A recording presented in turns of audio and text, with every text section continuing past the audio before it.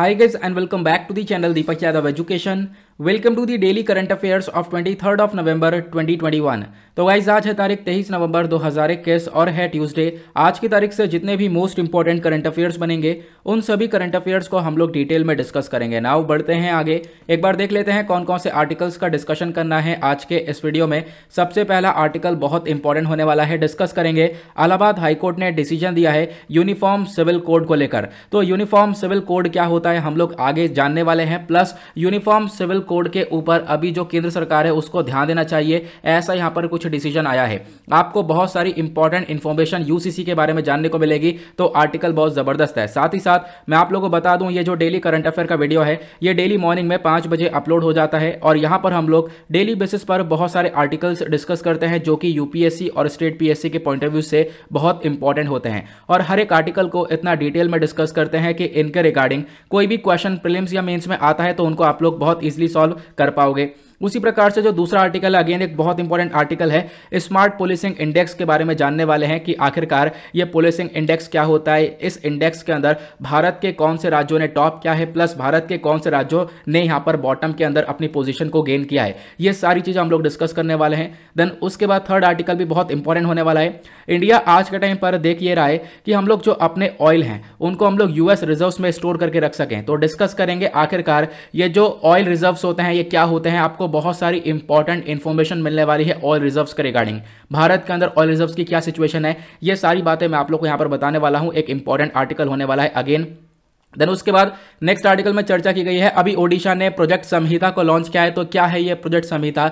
National education policy की यहाँ पर कुछ फायदे बताए जा रहे हैं, तो उसकी वजह से कुछ ट्राइबल लैंग्वेजेस है जिसको आगे हम लोग प्रोटेक्ट कर सकते हैं, तो डिस्कस करेंगे इस पूरे प्रोजेक्ट के बारे में। काफी जबरदस्त आर्टिकल है ये। देन उसके बाद एक आर्टिकल काफी इंपॉर्टेंट है, काफी चर्चा में है, रिपीलिंग लॉ। आपको मालूम होगा अभी हाल ही में भारत सरकार ने क्या किया है, डिसीजन लिया है कि हम लोग जो 3 फार्म लॉज को पास किए थे ना, उन फार्म लॉज को वापस से विड्रॉ किया जाएगा, रिपील किया जाएगा। तो रिपील करने के लिए हमारे संविधान में क्या क्या चीजें हैं, आर्टिकल कौन कौन से यूज किए जा सकते हैं, इसके बारे में चर्चा की जाएगी। बहुत सारी इंपॉर्टेंट चीजें हैं जहां पर आपसे क्वेश्चन बनने के पूरे पूरे चांसेस हैं।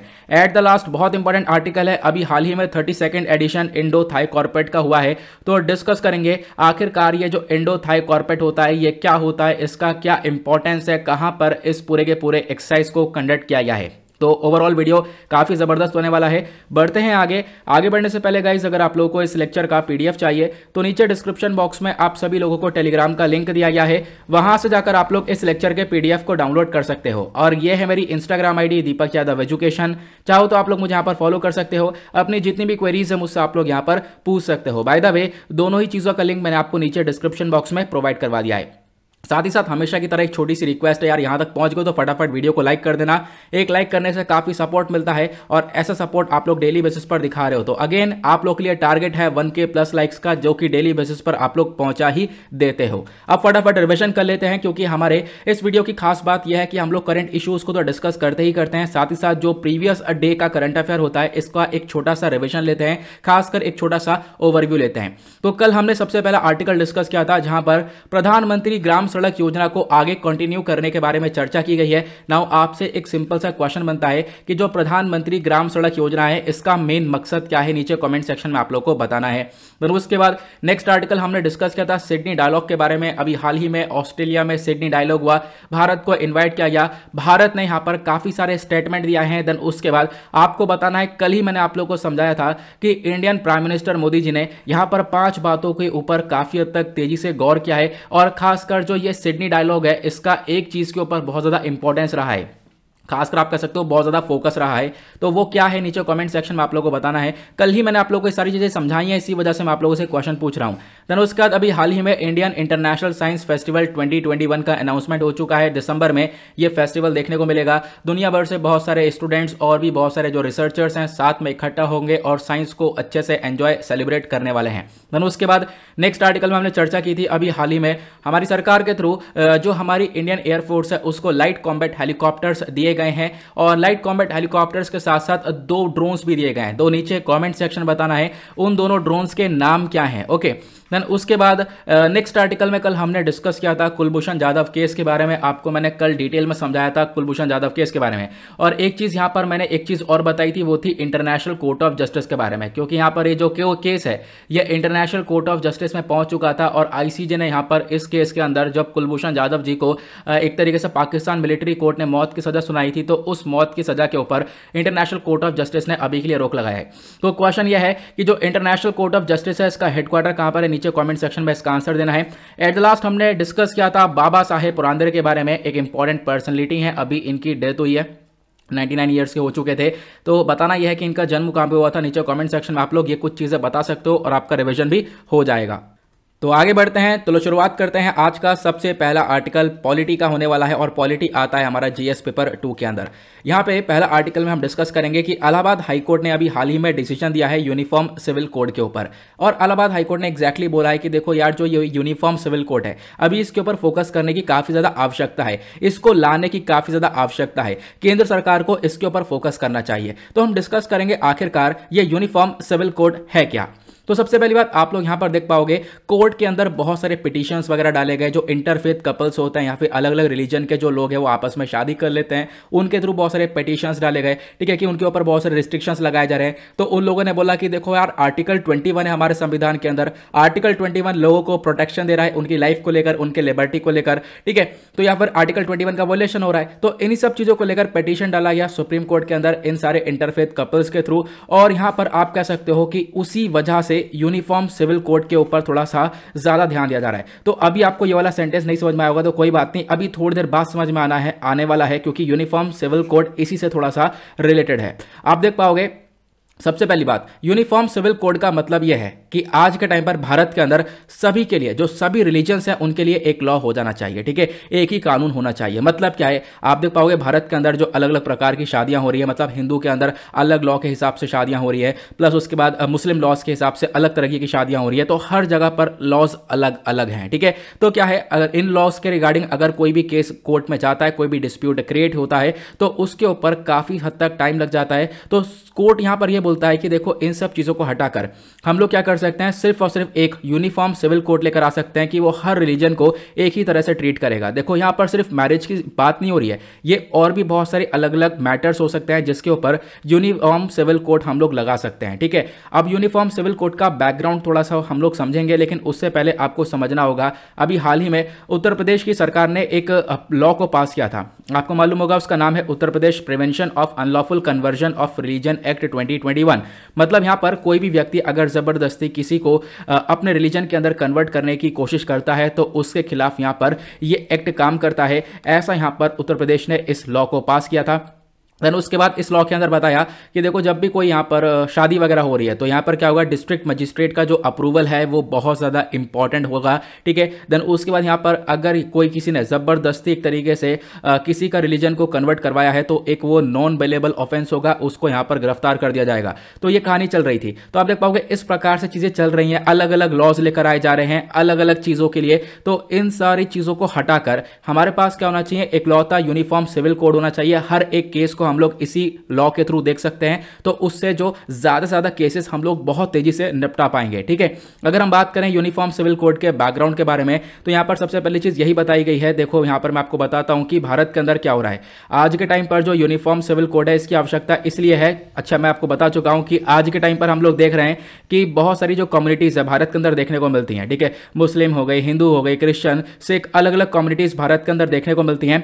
नाउ इन कम्युनिटीज के रिगार्डिंग बहुत सारे मैटर्स होते हैं। मान लो इनकी अलग से जो मैरिजेस हो रही हैं वो अलग अलग लॉज के हिसाब से हो रही हैं, ठीक है। डाइवोर्स हो रहा है वो अलग लॉ इसके हिसाब से हो रहा है, कोई इनहेरिटेंस है वो अलग लॉज के हिसाब से हो रहा है, एडॉप्शन हो रहा है वो भी अलग लॉज के हिसाब से होता है। तो ये जो सारी चीजें वो अलग अलग लॉज के हिसाब से हो रही हैं। तो ऐसा ना हो, इसकी जगह हमारे पास एक सिंपल सा एक यूनिफॉर्म सिविल कोड हो जिसको बोला जाता है यूसीसी। तो इसके बारे में आप लोग को ध्यान रखना है, इसीलिए यहां पर यूनिफॉर्म सिविल कोड की मांग उठती है। नाउ क्या इसके बारे में हमारे संविधान में मेंशन्ड है, बिल्कुल। आर्टिकल 44 जो है हमारे कॉन्स्टिट्यूशन का, हमारे संविधान का आर्टिकल 44 ये यहां पर बताता है कि देखो यहां पर हमारे पास यूनिफॉर्म सिविल कोड को सिक्योर करना चाहिए, लेकिन आज के टाइम पर हम लोग इसके ऊपर ज्यादा फोकस नहीं कर पाते हैं।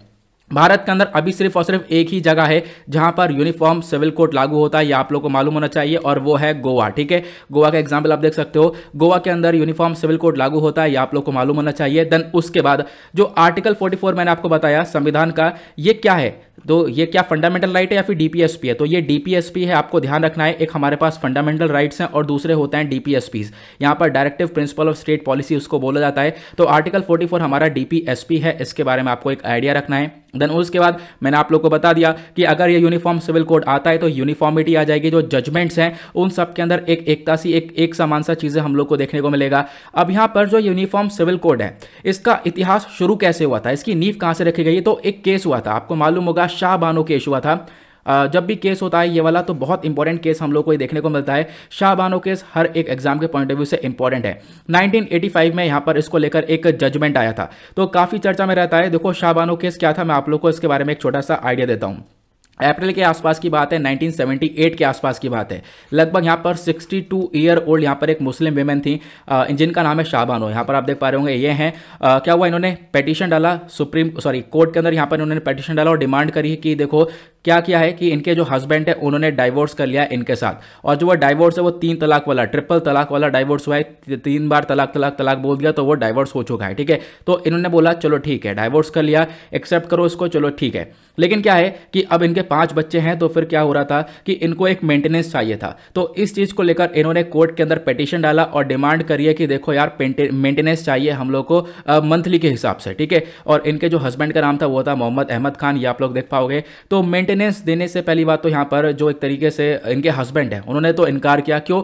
क्योंकि यहाँ पर क्या होता है ना, आप देख पाओगे जब मुस्लिम की यहाँ पर किसी भी मुस्लिम कम्युनिटी के अंदर शादी होती है तो वहाँ पर महर की राशि दी जाती है। ठीक है, जो महर की राशि यहाँ पर दी जाती है शादी के समय पर, जो भी यहाँ पर समझौता होता है, यहाँ पर आप कह सकते हो कि वेमेन की साइड से और मैन की साइड से जो भी महर की राशि तय होती है, उस महर की राशि को वापस कर दिया गया था इनके हस्बैंड के थ्रू। लेकिन वो महर की राशि यहाँ पर इनफ नहीं थी शाह बानो जी के लिए। तो यहाँ पर आप देख पाओगे तो इन्होंने यहाँ पर क्या कहा, इन्होंने यहाँ पर ये सुप्रीम कोर्ट के अंदर ये पूरा का पूरा मुद्दा पहुंचाया। देन उसके बाद यहाँ पर कोर्ट ने इसकी सुनवाई करी। देन उसके बाद कोर्ट ने यहाँ पर लॉ बनाया, और वो लॉ बहुत ज़्यादा कंट्रोवर्शियल साबित हो चुका था हमारे देश के लिए। वो लॉ क्या था? सुप्रीम कोर्ट ने बोला बिल्कुल अगर यहाँ पर डाइवोर्स दिया है तो फिर क्या होगा, उस वेमेन को मेंटेनेंस देना होगा, 500 रुपये पर मंथ तक का मेंटेनेंस यहाँ पर प्रोवाइड करवाना होगा।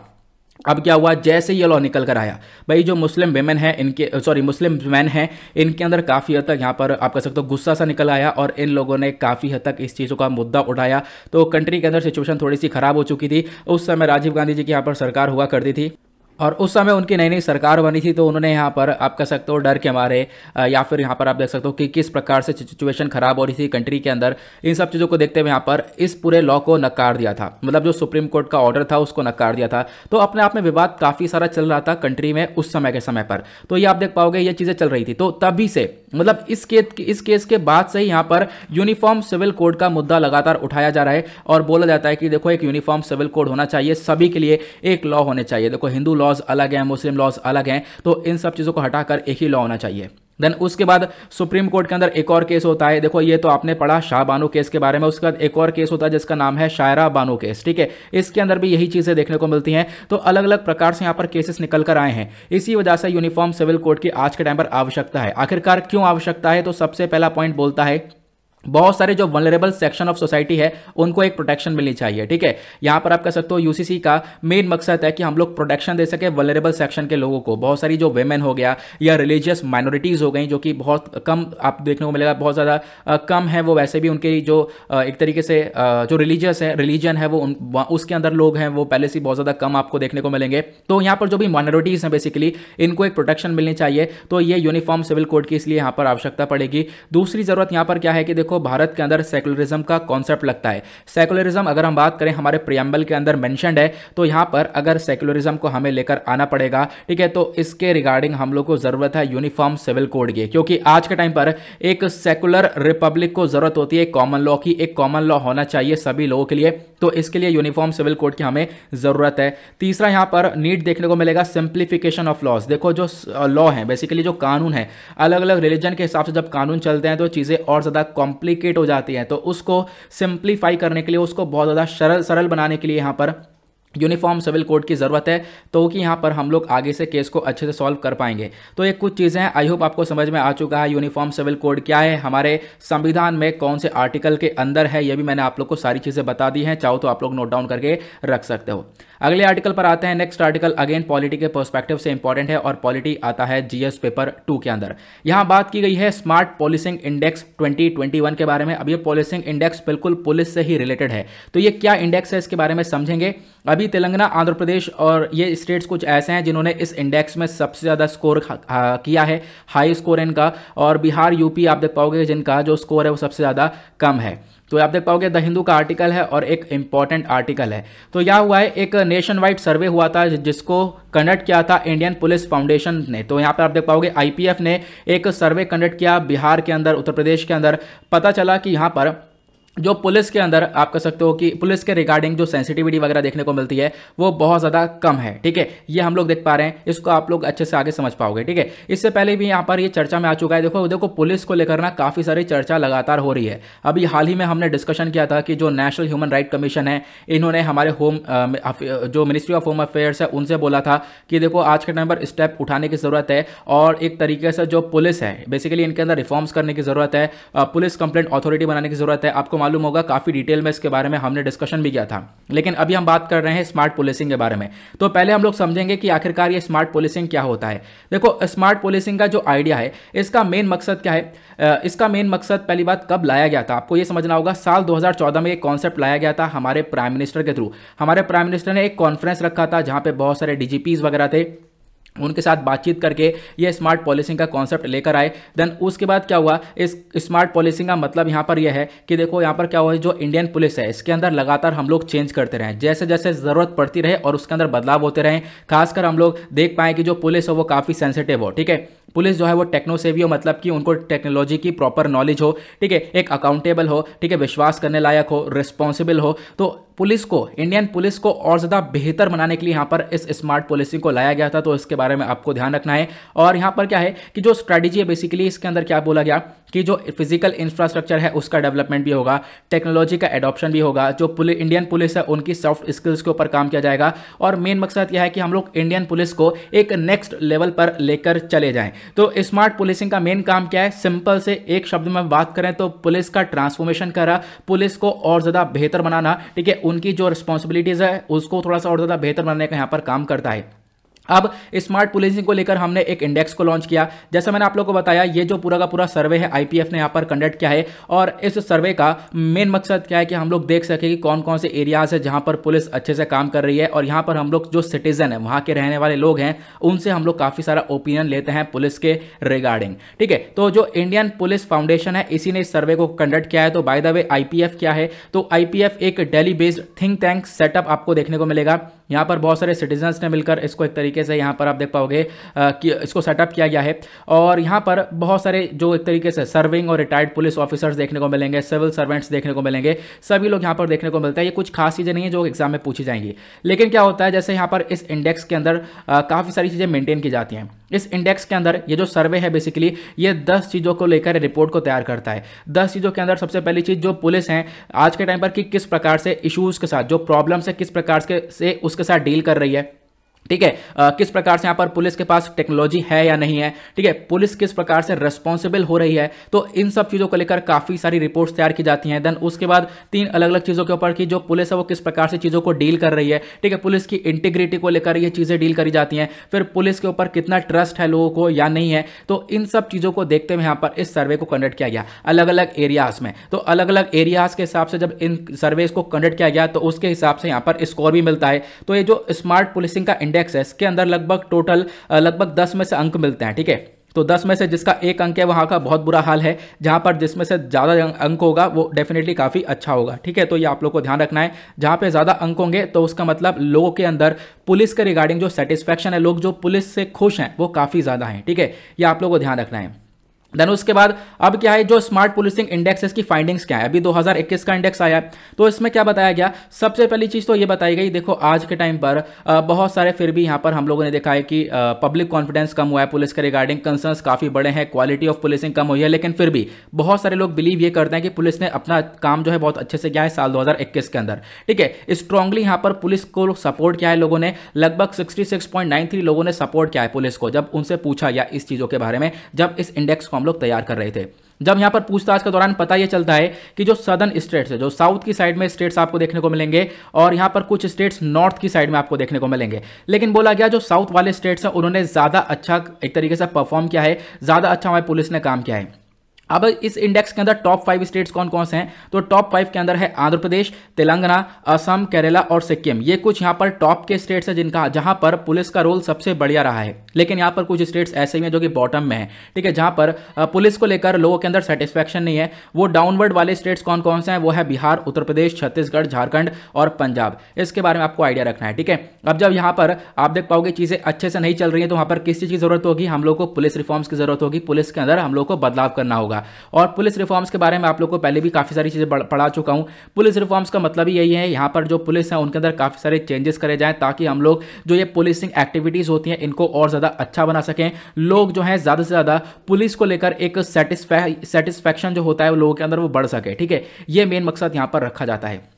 नेक्स्ट आर्टिकल पर आएंगे। अगला आर्टिकल अगेन इंटरनेशनल रिलेशंस के पर्सपेक्टिव से इंपॉर्टेंट है और आईआर आता है जीएस पेपर 2 के अंदर। यहां पे चर्चा की गई है, इंडिया आज के टाइम पर देख रहा है कि हम लोग जो जो हमारे पास ऑयल वगैरह है, हम लोग इसको यूएस रिजर्व्स में स्टोर करें। इसको लेकर एक आर्टिकल पब्लिश हुआ था इंडियन एक्सप्रेस का, यहां पर आप देख पाओगे India looking to store oil in US reserves. अब हम डिस्कस करेंगे खासकर ये जो पेट्रोलियम रिजर्व्स होते हैं ये क्या होते हैं, इसके बारे में थोड़ा सा चर्चा करने वाले हैं, क्योंकि इसी को लेकर यहां पर ये आर्टिकल पब्लिश हुआ है। सबसे पहली बात हम समझेंगे स्ट्रेटेजिक पेट्रोलियम रिजर्व्स का जो कॉन्सेप्ट है ये क्या है, प्लस ये कहां से शुरुआत किया था। तो स्ट्रेटेजिक पेट्रोलियम रिजर्व, आपको नाम से समझ में आ रहा होगा, पेट्रोल को वहां पर इकट्ठा करके रखा जाएगा, स्टॉक में करके रखा जाएगा, इसी वजह से रिजर्व्स का इस्तेमाल किया गया है। तो स्ट्रेटेजिक पेट्रोलियम रिजर्व एक बड़े बड़े स्टॉक पाइल होते हैं जहां पर जो क्रूड ऑयल होता है, कच्चा तेल होता है, भरपूर मात्रा में रखा जाता है। मान लो क्या हुआ कि कभी कोई क्राइसिस आ गया, नेचुरल डिजास्टर आ गया, या कोई और कैलेमिटी आ गई, जैसा भी कोरोना वायरस आया, तो इस टाइम पर क्या होगा, इस टाइम पर जब ऑयल का प्रोडक्शन नहीं होगा दुनिया भर में, तो जो कंट्रीज है जिन्होंने अपने रिजर्व्स बना रखे होंगे, अपने भंडार बना रखे होंगे ऑयल के, तो वहीं से तेल को निकाला जाएगा और यूज किया जाएगा। ठीक है, तो ऑयल रिजर्व्स क्या होते हैं, जहां पर हम लोग ऑयल को स्टोर करके रखते हैं। आई होप आपको क्लियर हो चुका है। नाउ यहाँ पर ये जो पेट्रोलियम ऑयल रिजर्व है, इसका जो कॉन्सेप्ट है ना, इसको सबसे पहली बार लाया गया था 1973 के अंदर। कहाँ पर, यूएस के अंदर ये कॉन्सेप्ट आया था। ठीक है, ये आप लोग को ध्यान रखना है। एक क्राइसिस हो चुका था वहां पर, ऑयल का क्राइसिस बहुत बड़ा आया था, ऑयल की कमी पड़ चुकी थी, तभी यहाँ पर इन ऑयल रिजर्व्स को बनाया गया। 1973 से ऑयल रिजर्व्स का कॉन्सेप्ट आज के टाइम पर चर्चा में है। उसके बाद यहाँ पर एक अग्रीमेंट वगैरह भी होता है, देख पाओगे इंटरनेशनल एनर्जी प्रोग्राम चलाया जाता है। अब क्या होता है, यहाँ पर जो इंटरनेशनल एनर्जी एजेंसी होती है, इसकी जो भी कंट्री होती हैं, अगर मान लो इंटरनेशनल एनर्जी एजेंसी बेसिकली एक ये बॉडी है, ठीक है, आईईए एक बॉडी है, अगर इसका मेंबर बनना है, आईईए का मेंबर बनना है, तो क्या करना होता है, किसी भी कंट्री को लगभग 90 दिन का जो ऑयल होता है वो अपने आप पे मेंटेन करके रखना होता है। मतलब किसी भी कंट्री को आईईए का पार्ट बनना है तो उस कंट्री के पास 90 दिन का ऑयल रिजर्व होना चाहिए। 90 दिन तक उसने क्या करना चाहिए, यहाँ पर ऑयल को इकट्ठा करके रख, मतलब 90 दिन का जो तेल है वो उस कंट्री के पास होना चाहिए। तो ये जो पेट्रोलियम रिजर्व का टॉपिक है ना, ये अपने आप में बहुत इंपॉर्टेंट बन चुका है। और यहां पे बोला गया आज के टाइम पर दुनिया भर की बात करें तो 3 सबसे बड़े ऑयल रिजर्व वाली कंट्री कौन कौन सी हैं, वो है जापान, यूएस, चाइना। इन तीनों कंट्रीज में सबसे बड़े सबसे ज्यादा ऑयल रिजर्व्स देखने को मिलते हैं। अब बात करते हैं भारत की। भारत के अंदर यहाँ पर जो स्ट्रेटेजिक पेट्रोलियम रिजर्व्स हैं, ये किनका क्या हाल है, तो देखो भारत के अंदर जो ये क्रूड ऑयल की जो स्टोरेज फैसिलिटी है, इसको कौन बनाता है, इसको यहाँ पर मैनेज करने के लिए एक बॉडी है जिसका नाम है Indian strategic petroleum reserves limited है। ठीक है, आई होप आपको समझ में आ रहा है, बहुत ईजी सी यहाँ पर बॉडी है, यहाँ पर आप लोग देख सकते हो। नाउ यहाँ पर जो ये Indian strategic petroleum reserve limited है, यहाँ पर इसका मेन काम क्या है, मेन काम यह है कि जो भी हमारे क्रूड ऑयल स्टोरेज फैसिलिटीज होती हैं इनको मैनेज किया जा सके। और ये जो पूरी बॉडी है ये ministry of petroleum and natural gas के अंडर में आती है। नाउ भारत के अंदर आज के टाइम पर जो ये ऑयल स्टोरेजेस हैं ये कहां कहां पर हैं, तो एक स्टोरेज है मैंगलोर के अंदर, ठीक है, कर्नाटका में। उसके बाद एक है विशाखापत्तनम आंध्र प्रदेश में। देन उसके बाद एक है पडूर कर्नाटका के अंदर, ये फेज 1 के अंडर में है। मतलब इनकी जो खुद की स्टोरेज कैपेसिटी है, मतलब ये कितना स्टोर कर सकते हैं, लगभग 5.33 मिलियन मैट्रिक टन्स तक यहाँ पर ऑयल को स्टोर किया जा सकता है। उसके बाद हमारी आती है फेज 2 कैटेगरी। फेज 2 कैटेगरी में क्या है कि इंडिया आज के टाइम पर प्लान कर रहा है कि हम लोग और भी बहुत सारे ऑयल रिजर्व्स बनाएं। 2 ऑयल रिजर्व्स और बनाने के बारे में चर्चा की गई है। ओडिशा के अंदर लगभग जो चंदीकूल है वहां पर, फिर उसके बाद उदुपी कर्नाटका के अंदर यहाँ पर ऑयल रिजर्व बनाने की चर्चा की गई है, जहां पर एडिशनल वैल्यू ऐड हो जाएगी। डेफिनेटली अभी हमारे पास आप देख पाओगे ये 3-4 ऑयल रिजर्व्स हैं। अब क्या होगा इसके रिगार्डिंग, और जब और भी ऑयल रिजर्व बन जाएंगे तो उससे जो भारत की कैपेसिटी है वो इंक्रीज हो जाएगी, हमारे पास ऑयल का भंडार ज्यादा होगा। ठीक है, हमारे पास लगभग जो फैसिलिटी हो जाएगी टोटल मिलाकर वो 65 दिन की हो जाएगी। मतलब हमारे पास अगर ऑयल खत्म हो जाए पूरी तरह से तो भी हम लोग 65 दिन तक ऑयल का इस्तेमाल कर सकते हैं। इतना ज़्यादा ऑयल हमारे पास रहा करेगा, ये आप लोग को मालूम होना चाहिए। लेकिन 65 दिन तक नहीं, टोटल 87 डेज तक, क्योंकि यहाँ पर 10+2 ऑयल ऊपर है और 65 नीचे है। तो मतलब अगर यहाँ पे दोनों ही फेज 1 और फेज 2 दोनों बिल्कुल अच्छे से काम करें, अगर भारत के अंदर ऑयल का कमी हो जाए तो 87 डेज तक आप कह सकते हो कि भारत के पास ऑयल बिल्कुल तैयार रहेगा। और ये कहीं ना कहीं इंटरनेशनल एनर्जी एजेंसी के पास में आपको देखने को मिलेगा। मतलब कि जो भी इंडिया, मतलब आप कह सकते हो, जैसे मैंने आपको बताया, जो इंटरनेशनल एनर्जी एजेंसी एक बॉडी है, अगर किसी कंट्री को इसका पार्ट बनना है तो उस कंट्री को लगभग 90 दिन का उसके पास ऑयल रिजर्व होना चाहिए। तो भारत के पास अभी 90 दिन का ऑयल रिजर्व तो है नहीं, लेकिन टोटल मिलाकर देखें तो भी 87 के आसपास हो जाएगा आने वाले टाइम पर। तो भारत भी यहां पर इसका एक मेंबर बन सकता है। और आपको मालूम होगा हाल ही में इंटरनेशनल एनर्जी एजेंसी ने भारत को इन्वाइट भी किया था कि आओ हमारे फुल मेंबर बनो, लेकिन भारत के पास इतना अभी ऑयल रिजर्व है नहीं, इसकी वजह से हम लोग इसके मेंबर नहीं बन पाए। देखो इसके परमानेंट मेंबर तो नहीं है, लेकिन इंडिया इसका एक एसोसिएट मेंबर है और एसोसिएट मेंबर 2017 में बन चुका था। तो इसके बारे में आपको एक छोटा सा आइडिया रखना है। ये कुछ स्ट्रेटेजिक पेट्रोलियम रिजर्व है भारत के अंदर, ये आप देख पाओगे। ये मैंने आपको मैप भी प्रोवाइड करवा दिया है। ये विशाखापत्तनम आंध्र प्रदेश के अंदर एक है, देन उसके बाद मैंगलोर कर्नाटका में और पदूर कर्नाटका के अंदर। तो ये वाला और यहाँ पर एरियाज में आप देख पाओगे ये हमारे पास कुछ स्ट्रेटेजिक ऑयल रिजर्व्स देखने को मिलेंगे। देन उसके बाद और भी ऑयल रिजर्व्स की प्लानिंग कहाँ पर चल रही है, एक ओडिशा में चल रही है, इस वाले एरिया में, चंडीखोले वाले एरिया में, और कर्नाटका पडूर वाले एरिया में, जो ये वाला डॉट है। ठीक है, तो ये कुछ एरियाज है जहां पर हम लोग और भी काम करने की पूरी तरह से कोशिश कर रहे हैं। तो भारत के पास भी आज के टाइम पर पेट्रोलियम रिजर्व के बारे में बात करें तो अच्छी खासी कैपेसिटी हम लोग को देखने को मिलेगी। आई होप आपको आर्टिकल अच्छे से क्लियर हुआ है।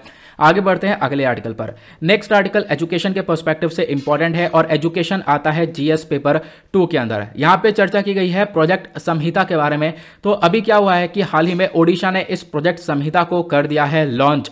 अब इससे क्या होगा, देखो हाल ही में हमारे पास न्यू एजुकेशन पॉलिसी आई थी, आपको मालूम होगा न्यू एजुकेशन पॉलिसी 2020 को लॉन्च किया गया था, साल 2020 में, मतलब पिछले साल ही। अब इस न्यू एजुकेशन पॉलिसी के अंदर एक चीज़ और बताई गई थी। मान लो कोई बच्चा है प्राइमरी क्लास के अंदर, छोटी क्लास का बच्चा है, तो उसको जो पढ़ाया जाएगा स्कूल के अंदर वो उसकी मदर टंग के अंदर पढ़ाया जाएगा। मतलब जो उसकी लोकल लैंग्वेज है, उसका लोकल डायलेक्ट है, उसी भाषा में पढ़ाया जाएगा, ऐसा हमारी नेशनल एजुकेशन पॉलिसी बोलती है। अब देखो इसका फ़ायदा क्या है, इसका फ़ायदा यह है कि जो भी लोगों की खुद की भाषा है वो एक तो उसको प्रोटेक्ट कर पाएंगे, आगे तक उसको चला पाएंगे। ठीक है, उसको एक प्रोटेक्शन मिलेगा, ये हम लोग को फ़ायदा देखने को मिलता है। और खासकर ट्राइबल पीपल को बहुत फ़ायदा मिलेगा। जो आदिवासी बच्चे आपको देखने को मिलेंगे, ट्राइबल पीपल बहुत सारे बच्चे देखने को मिलता है यहाँ पर, तो ये लोग अलग अलग बहुत सारी भाषाओं का इस्तेमाल करते हैं।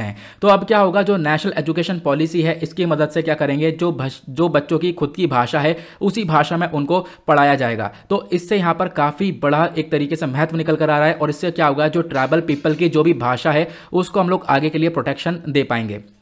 अब इस चीज़ को देखते हुए यहाँ पर इन सब चीज़ों को जो एसटी है, शेड्यूल ट्राइब्स और शेड्यूल कास्ट डेवलपमेंट डिपार्टमेंट जो है ओडिशा का, इन्होंने एक प्रोजेक्ट स्टार्ट किया है जिसका नाम है समहाती। ठीक है, तो ओडिशा के अंदर इस प्रोजेक्ट को स्टार्ट किया गया।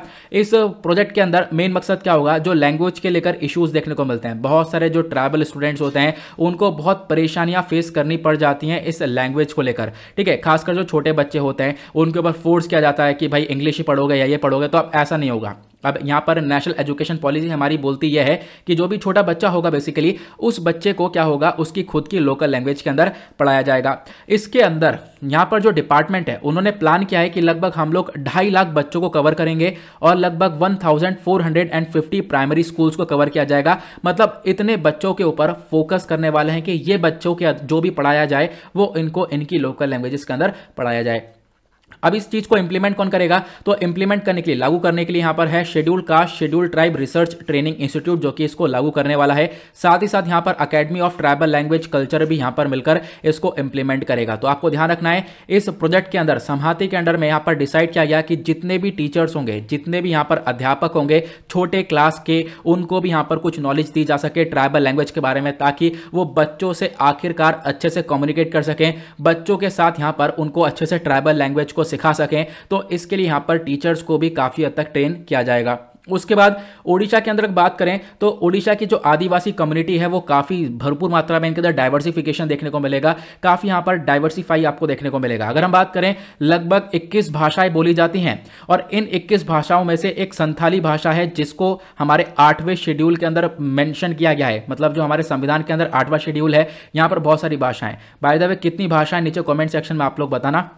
इसके अंदर संथाली भाषा भी है, ठीक है। तो आप देख पाओगे लगभग 6 ट्राइबल लैंग्वेज है, संथाली, हो, सोरा, मुंडा और कुई, ये कुछ है जिनकी खुद की एक रिटन स्क्रिप्ट है। तो क्या बोला गया कि देखो ये जो बेसिकली जो भाषाएं आप देख पाओगे ओडिशा के अंदर बहुत सारी अलग अलग भाषाएं, तो अब इन भाषाओं के अंदर ही बच्चों को पढ़ाया जाएगा ताकि इस भाषाओं को आगे तक प्रोटेक्ट किया जा सके। इसी को लेकर ओडिशा ने इस समहाती प्रोजेक्ट को लॉन्च किया है। आई होप आपको ये अच्छे से क्लियर हो चुका है। नेशनल एजुकेशन पॉलिसी के बारे में मैंने आप लोगों को ऑलरेडी बता ही रखा है। देखो इस पॉलिसी के अंदर काफ़ी बड़ा बदलाव हुआ है। जैसे पहले हमारे पास 10+2 का सिस्टम हुआ करता था, उसके बाद आप 12 करते थे, लेकिन नहीं, अब ऐसा नहीं है। अब यहाँ पर 5+3+3+4 का सिस्टम है। यहाँ पर क्या होगा, बच्चे की शुरुआत में उसको 3 साल आंगनवाड़ी में पढ़वाया जाएगा, 2 साल फिर उसके बाद यहाँ पर क्लास 1 और 2 में पढ़ेगा, फिर बाकी के आगे के 3 साल यहाँ पर वो लगभग क्लास 3 से लेकर 5 तक पढ़ाई करेगा, फिर उसके आगे के 3 साल क्लास 6 से लेकर 8 तक पढ़ेगा, फिर उसके आगे के 4 साल क्लास 9 से लेकर 12 तक पढ़ाई करेगा। तो अब जो कॉन्सेप्ट है वो 5+3+3+4 का हो चुका है। तो ये आप लोग को ध्यान रखना है, काफ़ी सारे बदलाव होने वाले हैं आने वाले टाइम पर भी। आखिरकार ये चर्चा में रहेगा, तो आगे भी हम लोग डिस्कशन करते रहेंगे। आई होप आपको ये अच्छे से क्लियर हो चुका है पूरा आर्टिकल बेहतरीन तरीके से कि क्या हुआ है क्या नहीं हुआ है। अभी तक के आर्टिकल सही से क्लियर हो चुके हैं। आगे बढ़ते हैं अगले आर्टिकल पर। नेक्स्ट आर्टिकल पॉलिटी के पर्सपेक्टिव से इंपॉर्टेंट है। पॉलिटी आता है जीएस पेपर 2 के अंदर। यहां पर चर्चा की गई है रिपीलिंग और लॉ को लेकर। तो हमारे प्राइम मिनिस्टर ने अभी हाल ही में कुछ फार्म लॉज हैं उनको कर लिया है विड्रॉ, वापस से ले लिया है। तो हम बात करेंगे हमारे संविधान के अंदर क्या कॉन्सेप्ट है लॉ को वापस लेने के लिए। तो हाल ही में प्राइम मिनिस्टर ऑफ इंडिया ने अनाउंस किया कि जो ये 3 फार्म लॉज हैं बेसिकली, जिनको पास किया गया था साल 2020 के अंदर, उनको कर दिया जाएगा रिपील, उनको वापस से ले लिया जाएगा अब की बार के विंटर सेशन के अंदर। तो यहाँ पर आपको पहले मैं फार्म लॉज के बारे में बता देता हूँ। ये जो फार्म लॉज हैं इसके बारे में आपको आइडिया होना चाहिए। ये 3 फार्म लॉज हैं। पहले वाले का नाम है farmers produce trade and commerce promotion facilitation bill 2020। दूसरे का नाम है farmers empowerment and protection agreement of price assurance and farm services bill. तीसरे का नाम है एसेंशियल कमोडिटीज अमेंडमेंट बिल, जो सबसे पहला वाला बिल है। अगर हम इसकी बात करें तो इसमें कुछ फ़ायदे भी हैं और कुछ नुकसान भी हैं। इसके नुकसान के बारे में डिस्कस करते हैं, क्यों यहाँ पर ये इसको वापस से एक तरीके से किसान भाई प्रोटेस्ट कर रहे थे इसको लेकर, तो मैं आपको बताता हूँ। पहला वाला जो बिल था इसका नुकसान ये था कि जो एपीएमसी के अंदर जो मंडी मार्केट्स आती हैं वो खत्म हो जाएंगी। अब मंडी मार्केट खत्म हो जाएंगी तो फिर इससे क्या होगा, जो कमीशन एजेंट्स होते हैं मंडी के अंदर, इनके रेवेन्यू खत्म हो जाएंगे, कमीशन एजेंट का कोई काम नहीं रहेगा। तो इसकी वजह से लगातार प्रोटेस्ट चल रहा था, क्योंकि राज्य सरकार का भी जो रेवेन्यू है, जो उनकी इनकम जनरेट हुआ करती थी, वो भी यहाँ पर नहीं हो पाएगी, क्योंकि जो मंडी मार्केट नहीं लगेंगे तो उसका जो कमीशन वगैरह बनता है वो स्टेट्स नहीं कमा पाएंगे। ठीक है, तो यहां पर क्या होगा कि आप देख पाओगे इसका एक नुकसान ये हो रहा था, इसकी वजह से प्रोटेस्ट हुआ। देन उसके बाद यहां पर दूसरा एक तरीके से बिल है, इसका क्या कौन से देखने को मिले, इसका यहाँ पर कौन ये था कि जो बड़ी बड़ी कॉर्पोरेट्स थी वो कहीं ना कहीं डोमिनेट ना करने लगे इंडियन फूड सिस्टम को। क्योंकि यहाँ पर क्या हो रहा था कि देखो इस लॉ के अंदर एक फ़ायदा ये था कि जो फार्मर्स हैं, फार्मर्स को राइट दिया गया कि वो कॉन्ट्रैक्ट कर सकते हैं बड़े बड़े कॉर्पोरेट्स के साथ, बड़े बड़े कंपनीज के साथ कॉन्ट्रैक्ट करने के बाद अपना जो भी प्रोडक्शन है उनको वो बेच सकते हैं। लेकिन फिर क्या होगा, फिर यही होता कि जो बड़ी बड़ी कंपनियां वो डोमिनेट करती हैं इंडियन फूड सिस्टम को, एग्रीकल्चर बिजनेस को, ये दिक्कत देखने को मिल रही थी। उसके बाद जो तीसरा वाला था एसेंशियल कमोडिटीज अमेंडमेंट बिल, इसके अंदर क्या बोला गया, जो बड़ी बड़ी कंपनीज हैं बेसिकली यहां पर इनको फ्रीडम मिल चुका था। क्योंकि हमने क्या करा कि जो एसेंशियल कमोडिटीज होती हैं जैसे कि पल्सेस, दालें और ऑयल सीड्स, ये जितनी भी चीजें हैं इनको हमने इस एक्ट के अंदर से निकाल दिया था। तो अब कोई भी व्यक्ति क्या कर सकता था, इन कमोडिटीज को बहुत अच्छे से स्टोर करके रख सकता था, स्टॉक बनाकर इनका रख सकता था। तो बड़ी बड़ी कंपनीज के पास पूरी तरह से खुली छूट मिल चुकी थी, वो स्टॉक कर सकती थी और फिर उसके बाद यहां पर इन चीजों को डोमिनेट कर सकती थी। तो ये कुछ नुकसान थे इन फार्म लॉस के। इसी को लेकर सरकार, यहां पर आप देख पाओगे जो किसान भाइयों लगातार प्रोटेस्ट कर रहे थे, देन अब यहाँ पर प्रोटेस्ट करते करते अब सरकार ने डिसाइड किया है कि हाँ भाई अब चलो क्या होगा, इन फार्म लॉज को वापस से रिपील करेंगे। लेकिन रिपील करने के लिए संविधान में कोई चीज मेंशन्ड है, बिल्कुल आर्टिकल 245 आपको राइट डाउन करके रखना है। आर्टिकल 245 जो है हमारे संविधान का, वो हमारे पार्लियामेंट को पावर देता है लॉज बनाने की। लॉज बनाने के साथ साथ यहाँ पर उनको वापस से रिपील करने की भी पावर्स यहाँ पर इसी आर्टिकल से मिलती हैं। तो आपको इसके बारे में ध्यान देना है, ठीक है। ठीक है, तो रिपील करने के लिए आर्टिकल 245 का इस्तेमाल किया जाता है, लॉज को बनाने के लिए भी आर्टिकल 245 का ही इस्तेमाल किया जाता है। एक लॉ को हम लोग रिपील भी कर सकते हैं, चाहे उसको पूरा रिपील कर सकते हैं या थोड़े थोड़े हिस्सों में रिपील कर सकते हैं, ठीक है, या फिर आप कर सकते हो उसका जो एक तरीके से छोटा सा पार्ट है उसको भी रिपील कर सकते हो। तो हर तरीके से लॉ को वापस से लिया जा सकता है, तो इसके बारे में आपको ध्यान देना है, ठीक है।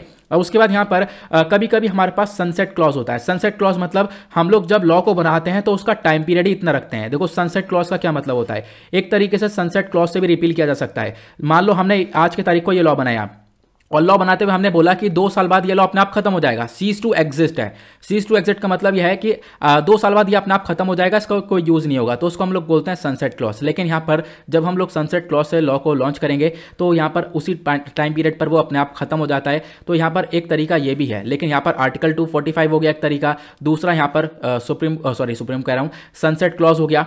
तीसरा यहाँ पर क्या ऑप्शन है, तीसरा है ऑर्डिनेंस, ठीक है। तीसरा यहाँ पर लॉज को ऑर्डिनेंस के थ्रू यहाँ पर रिपील किया जा सकता है। ऑर्डिनेंस के साथ साथ यहाँ पर आप कह सकते हो जो लेजिस्लेशन होता है उसके थ्रू भी यहाँ पर रिपील किया जा सकता है। ऑर्डिनेंस की अगर हम बात करें, देखो जो पार्लियामेंट है इसको अप्रूव करके यहाँ पर इसको पूरी तरह से एक तरीके से क्या कर सकते हैं, हम लोग आगे रिपील कर सकते हैं। राज्यसभा लोकसभा दोनों की यहाँ पर मंजूरी चाहिए, दोनों की वोटिंग के थ्रू यहाँ पर क्या हो सकता है, दोनों जो हाउसेस हैं दोनों मतलब जो लेजिस्लेशन के थ्रू रिपीलिंग करते हैं हम लोग, जब लेजिस्लेशन के थ्रू हटाते हैं तो गवर्नमेंट के पास यहाँ पर एक तरीके से गवर्नमेंट क्या करती है, लेजिस्लेशन को पास करेगी। जो दोनों हाउसेस हैं हमारे राज्यसभा लोकसभा दोनों मिलकर यहाँ पर आगे इनके ऊपर डिसीजन लेंगे। डिसीजन लेने के बाद प्रेसिडेंट लास्ट में मोहर लगाएंगे, मोहर लगाने के बाद वो क्या होगा, वो पूरा का पूरा जो लॉ है वो रिपील हो जाएगा, वो हट जाएगा। तो ये कुछ कॉन्सेप्ट हैं। क्या भारत में पहले भी कुछ लॉज को रिपील किया गया है? बिल्कुल 15-20 लॉज हैं जिनको पहले रिपील किया गया है। उसमें से एक तो यहाँ पर आप देख पाओगे ये है इनकम टैक्स एक्ट 1961 के अंदर हमने यहाँ पर काफ़ी कुछ चेंज किया था। लगभग 58 बहुत पुराने लॉज थे, उनको रिपील कर दिया गया था, उनको हटा दिया गया था। तो जो रिपीलिंग है और जो अमेंडमेंट है दोनों यहाँ पर इंट्रोड्यूस किए जा सकते हैं, इसके बारे में आप लोग को ध्यान रखना है। तो क्या क्या यूज़ किया जा सकता है मैंने आप लोग को बता दिया है कि आर्टिकल 245 हो गया, या फिर सनसेट क्लॉज हो गया, या फिर ऑर्डिनेंस हो गया, या फिर हम लोग लेजिस्लेशन के थ्रू भी क्या कर सकते हैं, रिपील कर सकते हैं। तो अभी जो फार्म लॉज हैं उनको लेजिस्लेशन के थ्रू रिपील किया जाएगा जब विंटर सेशन यहाँ पर चलेगा हमारे पार्लियामेंट के अंदर। तो इसके बारे में आप लोग को एक आइडिया रखना है, ये मैंने आप लोग को बता ही दिया है। आगे आते हैं अगले आर्टिकल पर। Next article defence and security के पर्सपेक्टिव से इंपॉर्टेंट है। यहाँ पे चर्चा की गई है 32nd edition of Indo Thai coordinated patrol के बारे में, मतलब कॉर्पेट के बारे में। तो ये न्यूज़ में क्यों है, क्योंकि पीआईबी का आर्टिकल ये देखने को मिलेगा। हाल ही में यहाँ पर 32वां एडिशन हुआ है इंडिया नेवी के बीच में, इंडियन नेवी और रॉयल थाई नेवी मतलब थाईलैंड की नेवी है, दोनों कंट्रीज़ की जो नेवी है इनके बीच में ये एक्सरसाइज हुई है। कहाँ पर हुई है, ये कंडक्ट की गई है अंडमान सी के अंदर। तो इसके बारे में आप लोग को ध्यान रखना है। अगर हम नेवल एक्सरसाइज के बारे में बात करें तो इंडिया और जो थाईलैंड है दोनों ने मिलकर यहाँ पर इस पूरे एक्सरसाइज को चलाया है, और लगभग यहाँ पर 2005 से लगातार ये इस एक्सरसाइज को कंडक्ट कर रहे हैं। जहां पर अब की बार क्या हुआ था, जो इंडियन नेवल शिप है आईएनएस करमुक और यहां पर थाईलैंड का शिप है त्यानकोन, इन्होंने यहां पर पार्टिसिपेट किया है। तो इसके बारे में आप लोग ध्यान रख सकते हो। अब इस एक्सरसाइज का मेन मकसद क्या है, इस एक्सरसाइज का मेन मकसद है कि हम लोग क्या कर सकें, जो इंडियन ओशन वाला रीजन है उसको हम लोग बहुत ज़्यादा सेफ बना सकें, बहुत ज़्यादा सिक्योर बना सकें। इसलिए यहाँ पर ये एक्सरसाइज कंडक्ट की जाती है कि भाई यहाँ पर अगर कोई कंसर्न पैदा होता है, कोई कंट्री कंसर्न पैदा करती है, तो इंडिया थाईलैंड साथ में, उनकी देखो नेवी बिल्कुल साथ में मिली हुई है, साथ में मिलकर ये लोग